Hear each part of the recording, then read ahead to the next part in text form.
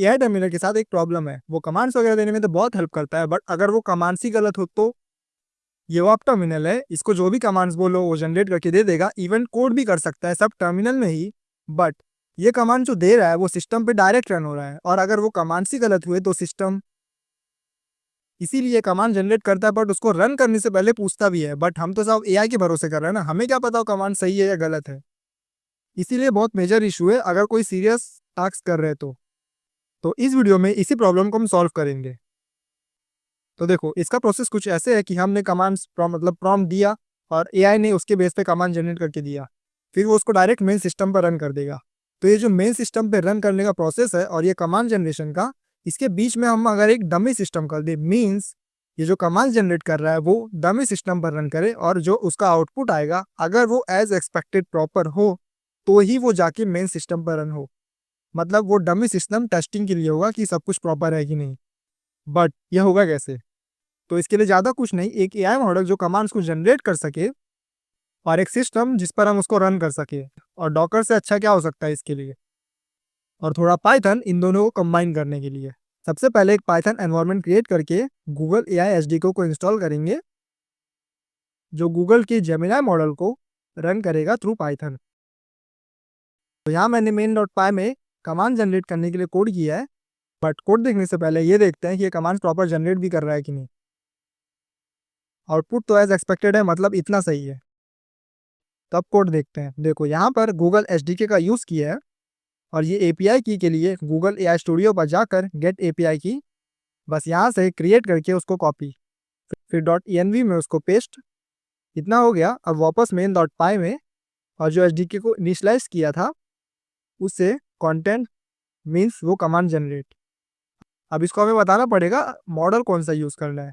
Google के पास बहुत से एआई मॉडल्स है, जिसमें दो मेन टाइप्स है टेक्स्ट जनरेशन के लिए, एक फ्लैश मॉडल और एक प्रो मॉडल। जो फ्लैश मॉडल है ये इंस्टेंट टेक्स्ट जनरेशन के लिए यूज होता है, मीन्स जैसे चैट वगैरह में फटाफट रिप्लाई आता है ना, वैसे कुछ। बट जो प्रो मॉडल्स है इसको एंड गोल्स ज़्यादा इंपॉर्टेंट होता है, मीन्स जो भी प्रॉम्प्ट दोगे उसका एंड गोल क्या है ये उसके हिसाब से टाइम लेगा, और अपना प्रॉपर टाइम लेके उसको प्रॉपर एक अच्छा आउटपुट जनरेट करके देगा। ये रिप्लाई देने में हो सकता है थोड़ा टाइम ले, बट इसका रिप्लाई फ्लैश से काफ़ी बेटर होता है। But the problem is pro models paid है, तो अभी के लिए हम फ्लैश मॉडल यूज़ करेंगे जो अभी टेस्टिंग के लिए चलेगा।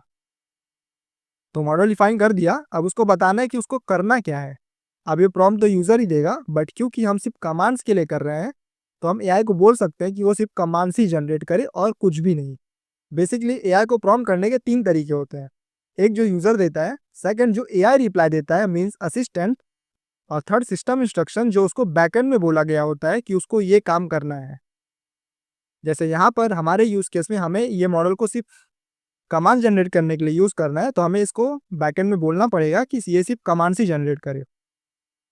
तो ये प्रॉम्प्ट मैंने अभी दिया है, बेसिकली ये सिर्फ कमांड को जनरेट करेगा, बाकी कुछ भी नहीं देगा। अब ये कमांड्स को डमी मशीन पर रन करना है, और जैसे कि मैंने पहले बताया था हम डॉकर का यूज़ करेंगे, और लकीली डॉकर भी एसडीके प्रोवाइड करता है पाइथन के लिए। अब वो क्लाइंट से डॉकर कंटेनर को क्रिएट, उसके अंदर कौन से इमेज को यूज़ करना है वो,